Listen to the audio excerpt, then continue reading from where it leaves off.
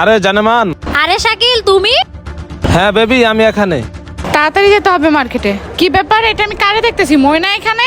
কি ব্যাপার শাকিল, তুমি মেট্রো রেলের নিচে কেন দাঁড়ায় আছো?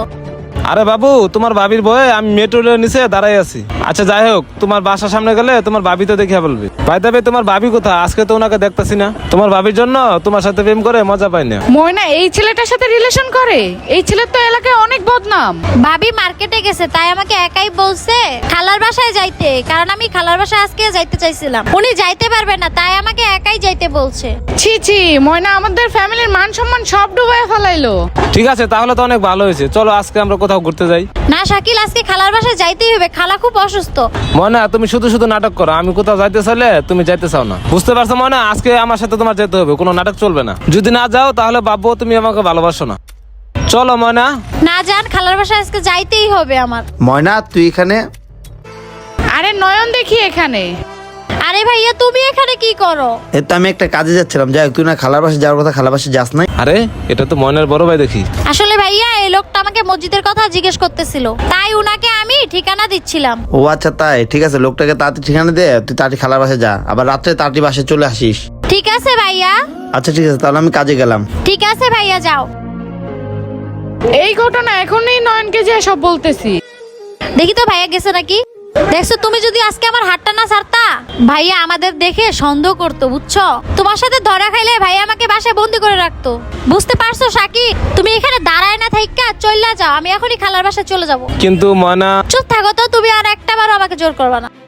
নয়ন দাঁড়াও। আরে চাঁদনি, তুমি এখানে? তোমার না মার্কেটে যাওয়ার কথা, তুমি মার্কেটে যাও না? মার্কেটে কিভাবে যাব? তোমার বোন যা শুরু করছে রাস্তাঘাটে, আমাদের মান সম্মান সব ধুলোয় মিশিয়ে দিতেছে।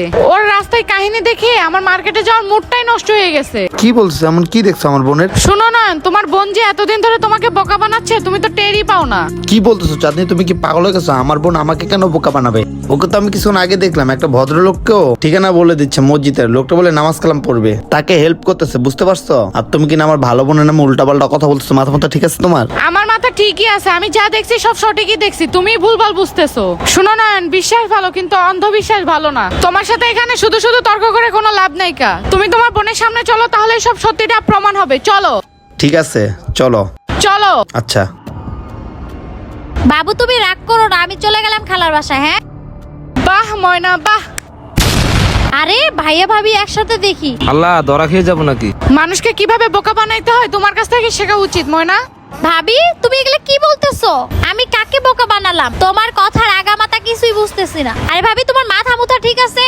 তুমি কি উল্টাপাল্টা কথা বলতেছো? হ্যাঁ আমার মাথা ঠিকই আছে, আর আমি যা বলতেছি সত্যিই বলতেছি। তুই তোর আপন বড় ভাইকে বোকা বানাইছস, অন্য কাউকে না। মানে তুমি এগুলো কি বলতেছো?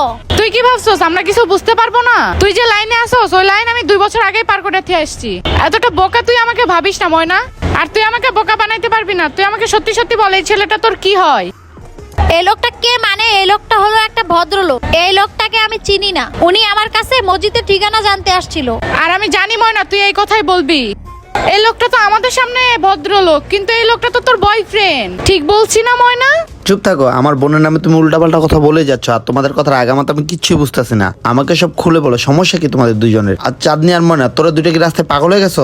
মানুষজন দেখতেছে, আর কি ভাবতেছে? আর বোন, এই ছেলে তোর কি হয়? সত্যি কথা বল। ভাই আমি বলছি না, উনি একটা ভদ্রলোক, উনাকে আমি চিনি না। তুমি তো নিজের চোখে দেখছিলা, উনাকে আমি মসজিদের ঠিকানা বলে দিচ্ছিলাম। তোমার বইয়ের মাথা নষ্ট হয়ে গেছে, ও আমার সুখটা দেখতে পাচ্ছে না, এই জন্য উল্টাপাল্টা কথা বলতেছে। এ ময়না, আমি তোকে দেখে হিংসা করবো কেন? আমার জামাই কি আমাকে কম সুখ দেয় যে তোর সুখ দেখে আমার হিংসা করতে হবে? আর আমি নিজের চোখে দেখছি তুই ওকে জড়াই ধরছিস, এগুলো কি মিথ্যা? আল্লাহ, ভাবি সব দেখে ফেলছিল। বুঝতে পারছিস তুই? এখনো সময় আছে, সত্যিটা বল, না হলে কিন্তু এখানে সিসি ক্যামেরা আছে। তোর ভাইকে এখনই বলবো ফুটেজটা বের করে আনতে। চাঁদনি তুমি সত্যি বলছো, সব দোষ আমার এই বোনের। ছেলেটাকে দেখে তখনই আমার সন্দেহ ছিল, কিন্তু আমার হাতে একটা আর্জেন্ট কাজ ছিল, তো এই জন্য অতটা আমি গুরুত্ব দিতে পারি নাই। আমি ভাবছিলাম হয়তো আমার বোন এই লোকটাকে হেল্প করতেছিল, এই জন্য এতটা ওকে কিছু জিজ্ঞাসা করে আমি চুপচাপ চলে যাচ্ছিলাম। কিন্তু আমার বোন যে এত বড় হয়ে যাবে আর নিজের ডিসিশন নিজে নিবে, এটা কখনো আমি কল্পনা করতে পারি নাই। ময়না, বাবা মা মরে যাওয়ার পর আমি তো দেখাশোনা করতেছি, লেখাপড়ার খরচ চালাচ্ছি, আর আমাকে তুই মিথ্যা বলি, রাস্তাঘাটে তুই এসব করে বেড়াচ্ছিস, আর আমাদের মান সম্মান মাটির সাথে তুই মিশিয়ে দিচ্ছিস। ঠিক আছে, তুই বাসায় চল, তোর এত প্রেম করার শখ না, আজই তোর একটা বিয়ে দিয়ে দিবো, আয়। ভাইয়া আমাকে ছেড়ে দাও, আমি এই বসে বিয়ে করবো না ভাইয়া। আর আপনাকে বলতেছি শুনেন, আপনি আমার ভোলা ভালা ননদটাকে নষ্ট করছেন না, আপনার খবর আছে। আর শোন, তুই ভাবিস না তুই বেঁচে যাবি, তোর বাসা কিন্তু আমি চিনি। এখনই তোর বাসায় পুলিশ নিয়ে যাচ্ছি, তুই মেয়েদের জীবন নিয়ে খেলোস না। বন্ধুরা, একটা ভুল ডিসিশন সারা জীবনের কান্না। যাকে তাকে ভালোবেসে নিজের লাইফ নষ্ট করবে না। আমাদের এই ভিডিওটা আপনাদের কাছে ভালো লেগে থাকলে অবশ্যই টাইমলাইনে পাঠিয়ে দেবেন। ধন্যবাদ সবাইকে, এবং কি লাইক কমেন্ট শেয়ার করতে ভুলবেন না।